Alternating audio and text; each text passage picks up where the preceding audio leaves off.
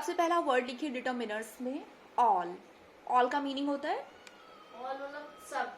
जब हम सभी लोगों के बारे में बात कर रहे हैं तो मैं कहती हूँ all, like all girls, all guest, all students, सब। सेकंड वर्ड है ईच या एवरी। हेडिंग डालिए ईच एंड एवरी, हेडिंग नहीं आई मीन ये वर्ड लिखिए। ईच और एवरी का मतलब होता है प्रत्येक या फिर हर एक। ईच या एवरी का मतलब होगा हर एक।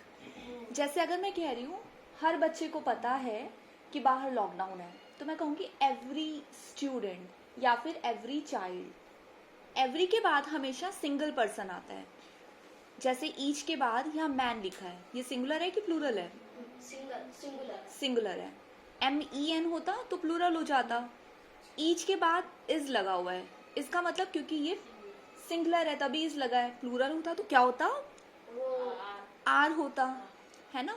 तो यानी कि ईच और एवरी हमेशा सिंगुलर की फॉर्म में होते हैं, लेकिन ऑल सिंगुलर की फॉर्म में नहीं होता। ऑल के बाद हमें प्लूरल ही यूज करना होता है, जैसे girls, all students, all children. लेकिन ईच के बाद हमेशा सिंगल वर्ड आएगा, सिंगुलर नाउन आएगा। क्लियर? नेक्स्ट आता है बोथ। बोथ का मतलब जब हम दो लोगों के बारे में बात करते हैं। अब क्योंकि दो लोगों के बारे में बात करेंगे तो वो प्लूरल होगा। बोथ के बाद हमेशा देखो विनर्स लिखा है, आर लिखा है, both of them are coming, तो बोथ भी लिख दो और मीनिंग लिख दो दोनों। एग्जाम्पल्स नहीं लिखने, अभी सिर्फ वर्ड्स लिखो। अभी मैं सेंटेंस दूंगी तो उसमें फिलअप करिए आप। All each every both. अब एक वर्ड लिखिए नेदर या नाइदर। इसका मीनिंग लिखिए ना यह ना वह। ये भी सिंगुलर होता है। हाँ, नाइदर नोर हमने कंजंक्शंस में किए थे ना। जब हम ये बताना चाहते हैं कि मुझे ना इसकी ज़रूरत है ना उसकी ज़रूरत है, ना मैं लिखना पसंद करता हूँ ना मैं पढ़ना पसंद करता हूँ। नाइदर राइटिंग नो रीडिंग, तो ये वैसी फॉर्म में यूज होता है। आइदर का मतलब क्या होगा फिर? आइदर कहते हैं पढ़ने का मतलब नहीं, या ये या वो। नो, आइदर का मतलब दोनों में से एक चीज, या ये या वो। आई विल आइदर गो और सी दैट, या मैं वहां जाऊंगा और देखूंगा। मतलब दो में से एक ऑप्शन अगर मुझे चूज करना है तो मैं आइदर यूज करती हूँ। द है बेटा, नाइदर, ना यह ना वह। और आइदर का जस्ट ऑपोजिट हो जाएगा या यह या वह, दोनों में से एक ऑप्शन। देखो लिखा है ना, either means any of two. जैसे इन्होंने क्या दिया, मैम इसका क्या होगा?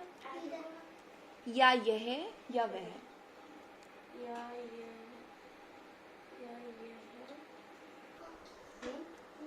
ओके, नेक्स्ट आता है वन। वन का मीनिंग तो सबको पता है। एक ओके, यहाँ पर वन का मतलब प्रोनाउन है। यहाँ वन का मतलब हम वैसे नहीं लेते कि एक चीज है। वन का मतलब होता है जब हम किसी भी एक आदमी के बारे में बात करते हैं, जैसे मैंने हिंदी में कहा किसी के बारे में, if we are talking about someone, तो उसके लिए भी हम वन लगाते हैं। तो वन का मीनिंग आप लिख सकते हो कोई, स्लैश डाल के लिख दो किसी। कोई भी किसी भी आदमी के बारे में बात करते हैं तो हम वन लगा देते हैं।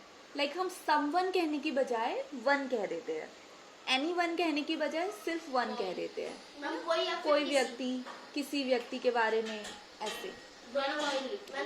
तो वन का मीनिंग जैसे यहाँ लिखा है ना, one should do once duty, किसी को अपनी ड्यूटी करनी चाहिए। यानी किसी आदमी के बारे में बात करें, हर किसी के बारे में बात करें। One should do once duty.